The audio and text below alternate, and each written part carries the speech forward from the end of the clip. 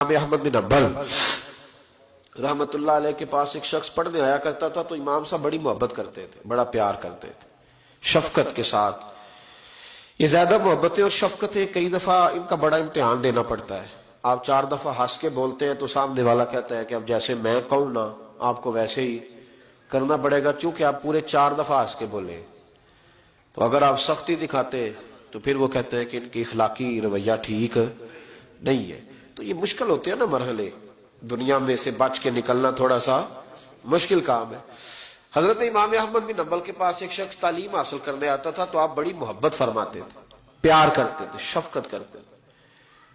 3 سال وہ پڑھتا رہا، پھر ایک وقت ایسا آیا کہ امام صاحب نے نا اس کی طرف سے توجہ ہٹا لی۔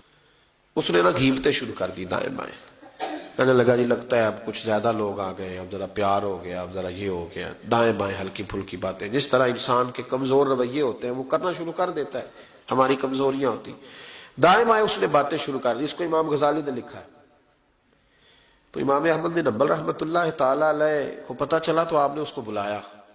اور بلا کے فرمایا مجھ پہ شکوہ تھا تو بات مجھ سے کرنی چاہیے تھی کہ دوسروں سے کرنی تھی؟ اس نے کہا حضور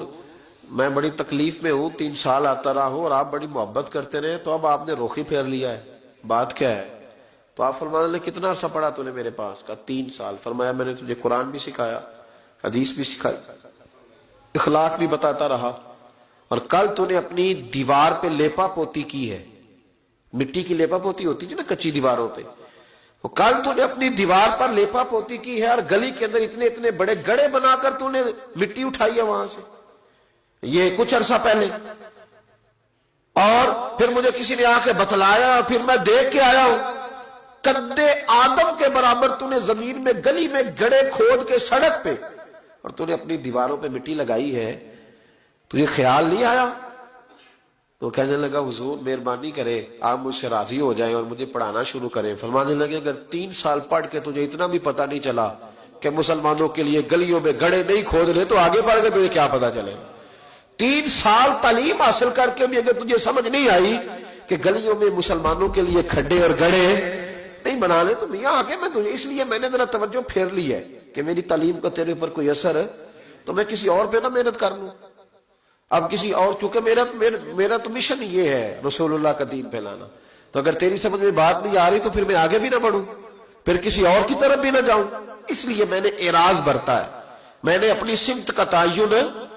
اللہ کرے آپ کو میری بات کی سمجھ آئے، آمین تو کہہ دیں، اللہ کرے آپ کو سمجھ آئے۔ اور بھائی اگر ایک پتھر پر پانی ڈالتے زمانہ بیت گیا، اس نے ایک قطرہ جذب نہیں کیا تو پھر کیا بارش کیا کرے؟ سبزے پہ نہ برسے، وہ ادھر نہ جائے جہاں سے پھول کھلیں گے، وہ پھر اپنا رخ بدلے نہ، کو پابندی ہے بارش پر کہ وہ میری طرف ہی آئے گی، یہی برسے گی، میری چھت پہ ہی وہ آئے گی۔ کچھ لوگ رسم لیتے ہیں تبلیغ کو، رسم لیتے ہیں تربیت کو، اور کچھ ایسے ہوتے ہیں جو دور دراز سے آتے ہیں پر دل کھول کے سینہ کھول کے آتے ہیں تو جھولی بھر کے جاتے ہیں، سیکھنے کا ماحول لے کے آتے ہیں، تو بات ہو جاتی ہے، کوئی آیا لے کے چلا گیا، کوئی عمر بھر بھی نہ ہوتا ہے نا میرے بھائی۔ اس لیے امام احمد بن حنبل کہنے لگے تو ابھی کھڈے کھودنے سے باز نہیں آیا 3 سال میں، تو آگے تو مجھ سے کیا لے گا؟